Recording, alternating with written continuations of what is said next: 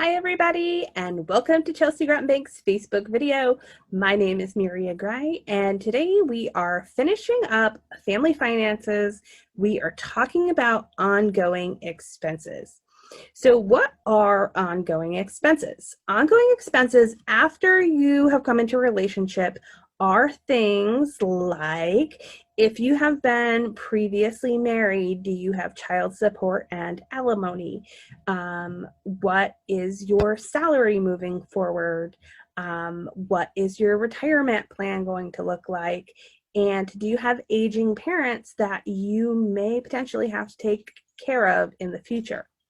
So before you spring into marriage or a very long committed relationship, whatever it might be, it's really important to have this conversation about how you are dealing with these expenses moving forward, because there is expectations placed on people's salary and bills and things like that. And so it's really important to understand what those ongoing expenses might be. So sitting down and talking about, okay, you have child support. How much is it monthly? When are your kids going to age out of child support? What are your plans for that money after you stop paying child support or alimony? Are you going to pay down on a mortgage? Do you, whatever it might be. So thinking through and having that conversation about those types of expenses. Do you own other properties? So like my husband and I each came into a second marriage with a house. So what is that going to look like moving forward? We were married both for a long time. So what we had coming into the relationship had been ours singularly for 12 to 15 years. Does 3 to 6 to a year's worth of marriage mean that the other person has the right to that property? It's going to be different for every relationship. So it's really important to have that conversation so that one person's not thinking one thing and the other person's not thinking something very different.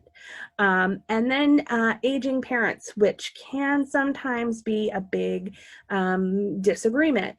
So what are your plans for your aging parents? Are you going to bring them into the home? Are you going to have to support them financially? What does their finances look like?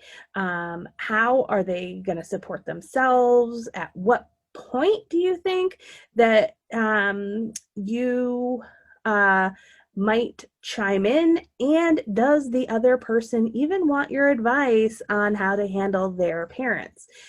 It is joint finances, but parents are parents. So let's have that conversation early about what the feelings are and what your agreements are moving forward. And the last piece is retirement, especially if you're going into a marriage, having been previously married before. Does the person get from a previous marriage get a portion of your retirement, a piece of your pension? What does that look like? What are your plans for retirement? If you don't have any plans, should you start thinking about it? And where do you see yourself going as a couple after you age out of working? Whether that is, 65 or 72 or 91.